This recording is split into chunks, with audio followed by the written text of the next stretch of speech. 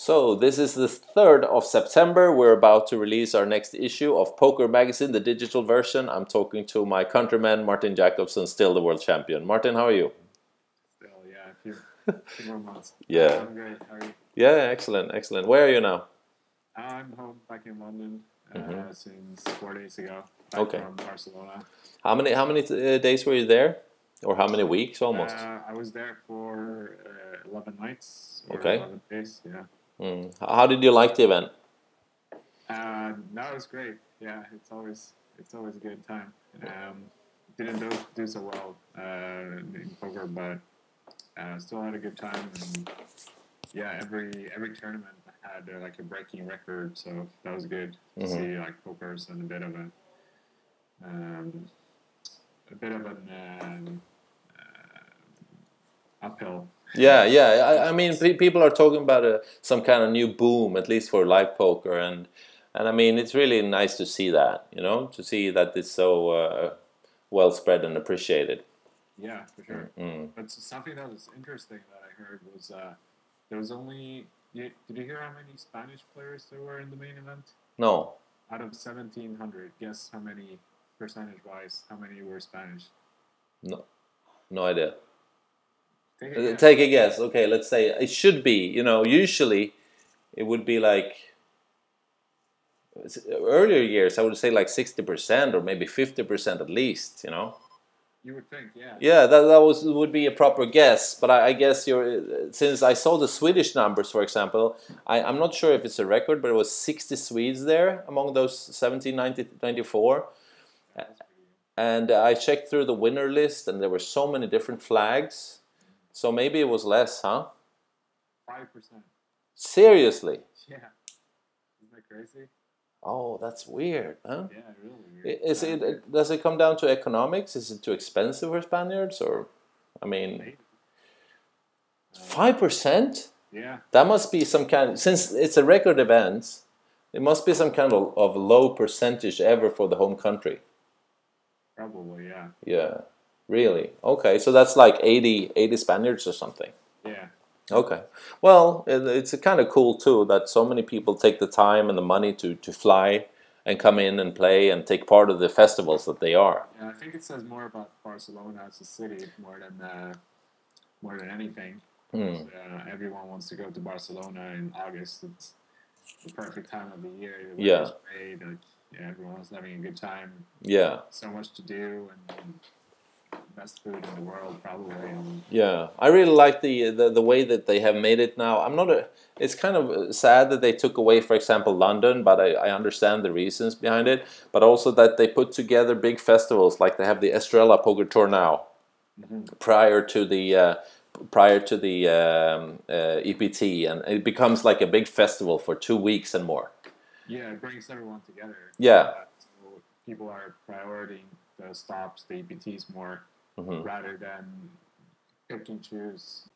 Yeah, so that's right. The festivals are bringing people together, as you said, and it also keeps people from putting money into traveling so much, right?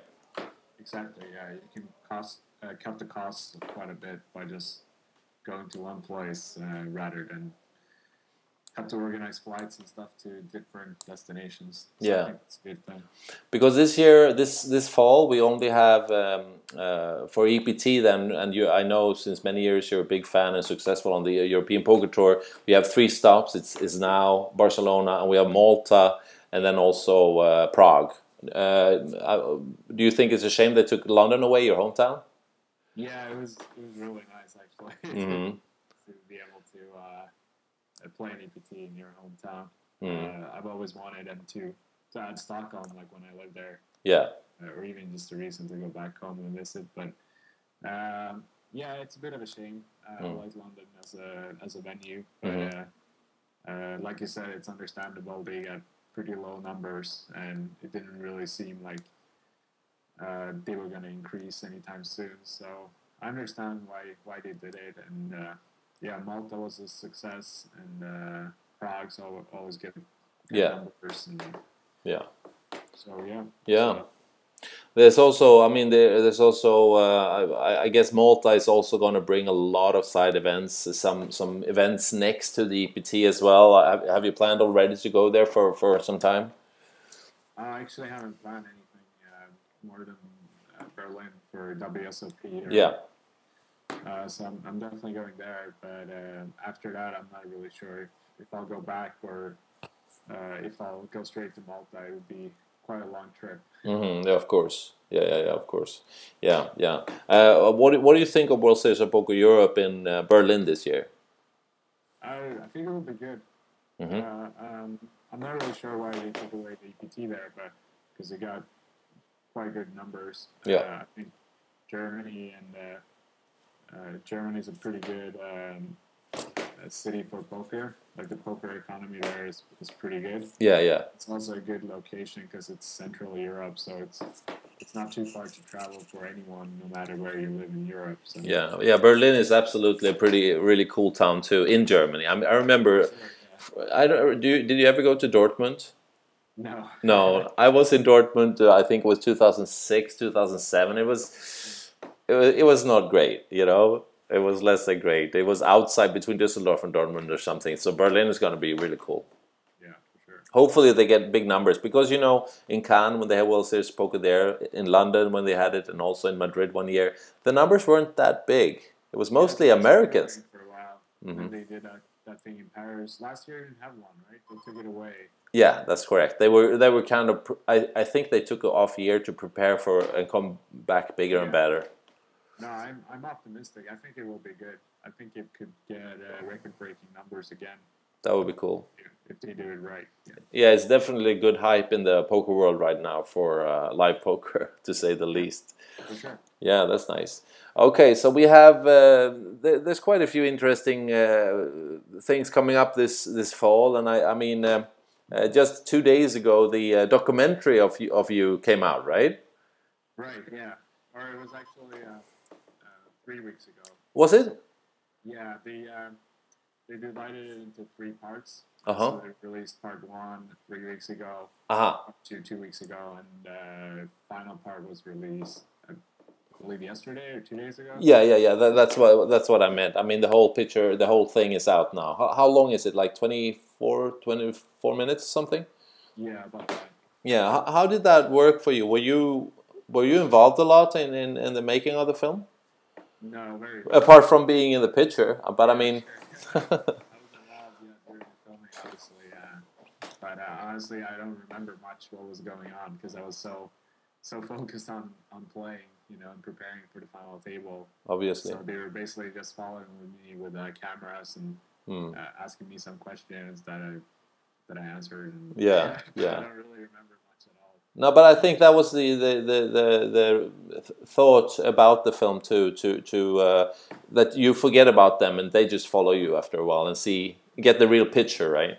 Yeah, exactly. They wanted it kind of, or we both wanted it to look kind of rough. Yeah. Reality sort of show. Yeah, I understand. Yeah, so that's. Would you say are you happy with the end product? Yeah, yes and no. I would have made it a little bit different. But yeah, I didn't really have too much saying in it, or I expressed my thoughts. But at the end of the day, it's it's my sponsor's documentary, so they had the final saying, and the editor crew. So decided how they wanted it. So. Okay. And are your sponsors happy with it? Yeah. Yeah. I think so. Yeah, that sounds nice. It must feel pretty. Yeah. Sorry, the editing took way longer than they expected. So in the end, they just wanted it to get it finished, basically. Okay. It must feel kind of surreal almost. I mean, sometimes I understand it's be surreal for you to look back on the November 9 to see you there, but also to see a film about yourself. I mean, does it feel strange to watch yourself in that movie? Yeah, it's always a bit strange watching yourself on a picture, but it's definitely a good memory to have. Like I'm very appreciative of the opportunity they give me, like to give me a memory like that I can go back and watch, you know, whenever. Like it's always going to be there. Yeah, that's really cool. So that's cool. Excellent. Yeah, that's good. We also have a pretty big event coming up online, which is W Coop, and we always talk about that. Scoop in the springtime and W Coop in the fall. Is that something you look forward to starting on Sunday? Yeah, it'll be good. I always like the mix between switching between live and online. So after I play live for a while, I kind of get bored of it and looking forward to play online again, and vice versa. So yeah, it should be good. It's quite a long series actually. It's like 3 weeks, I believe. Yeah, what is it? 18 days, I think. Yeah, or 19 days. Yeah. Yeah, I probably need to take a few days off, but yeah, W Cube is a bit different because the binds are smaller. Than relatively to Scoop, so I don't think the schedule is as demanding because the structures are also a bit faster, I believe. Yeah, the way they do it in the Scoop is also that they have a low for 27 usually, and a medium for 215, and a big for 2,100. You know, and I think I remember you usually played medium and high in Scoop, right? Now it's just one tournament on each. Yeah. On each tournament, right? Right. Yeah. No, I checked it. Are you still? I mean, there's so many Texas No Limit events of different sorts, and that's the ones you're gonna play, I guess, right? Yeah. No mixed games for me. No Omaha, no nothing like that. No, maybe. How good? I asked you before. How good are you? Have you improved your Omaha game, or is that just like playing for? I wouldn't say fun, but I know you played some cash games sometimes and so on. Yeah. Do you play some today? No, very little. It's just during W Coop I'll play like a turbo or something. Yeah. Because that's what's on the menu. Yeah. Yeah, that's right. Okay. Something else, but. So you, I mean, you're not the guy that sits down with the schedule and book like I'm going to play that one and that one and that one, or do you just take it as it goes?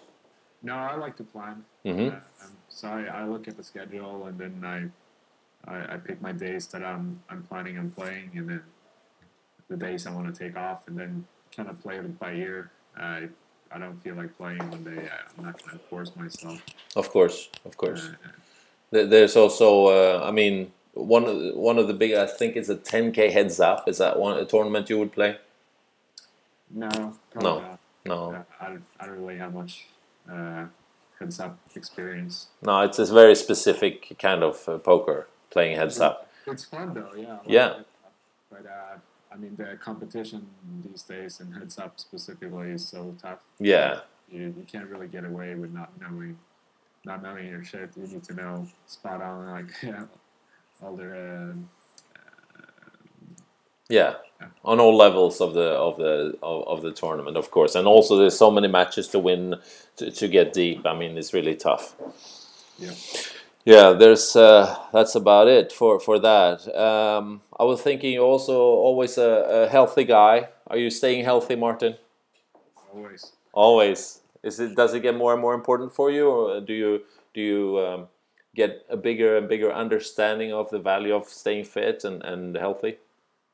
Yeah, but it's pretty much the same. Yeah, and it changes. And then you were into yoga for a while, and last time we talked, we also talked about the MMA, of course. Yeah, I started boxing actually a few weeks ago. Okay, real boxing, proper boxing. Real boxing. Yeah. Okay. Yeah, it's been fun. I found a good gym and a trainer just across the street from me, basically. So that's good. I've been there. I think I've done 15 sessions so far. Oh, really? And it's one-on-one, so it's very, it's very good. Yeah. You get a lot of good feedback, and the trainer is awesome. He's only 26, but he was about to make it as a pro, but then decided that he didn't want to go that way. He has a bunch of amateur fights, and then he had a lot of offers from all over the world, but he decided he didn't want to go pro and focus on training instead. Okay. Okay. Cool. Or coaching rather. Sorry. Yeah. It's I know when we talked last time, you talked about after talking to Nick Diaz, and you were kind of thinking about going to a gym in London to practice some MMA. So you put that on hold for now? Yeah, I figured I would want to like learn boxing first. I think that's a good thing. Yeah. That's one of the most important aspects. You know, every fight starts standing. So yeah, yeah. Maybe it would be a good idea to maybe do even some jiu-jitsu or even wrestling. Yeah, exactly. That's the next step. Okay, wrestling. Wrestling. Sorry. Is it wrestling next step or jiu-jitsu? Probably jiu-jitsu. Okay. I would want to try that for sure. But yeah, first I'm gonna do some more boxing and then start implementing other aspects of MMA. Yeah, I think when I asked you what would be your strongest bit, and that's you're pretty strong. You have a lot of muscles, and maybe you would be a bit behind when in MMA when it comes to the grappling bits. So maybe boxing would be the one you would be best in. Would you say? At this point anyway. Muscles doesn't really get good for you in boxing. No. Just gas out. So yeah. I'm actually trying to lose some now. Are you? Yeah, I'm trying to be more leaner, like. Yeah, just be more focus more on mobility training and plyometrics and just get more explosive and faster. And okay. Better cardio. Yeah, cardio is huge. Oh, it's so huge. How good you are if you don't have the cardio. Yeah, we've seen it both so many times. We see fights and you see this monster coming up there and you think he's going to kill the other guy. And the other guy, after like 3 minutes, he says, yeah, you're gassed out. Yeah. Right. Yeah, look at Rocky. Yeah. Yeah, that's a good example. Very good, Martin. I hope to see you soon again, and we stay in touch. And I guess we're going to stay in touch and maybe get some updates from you if you do well in the W Coupe, of course. Yeah, for sure. You're starting on Sunday, right? Yeah. You'll be there. Okay, sounds good. Okay. Thank you very much, Martin. All right, thanks, Rick.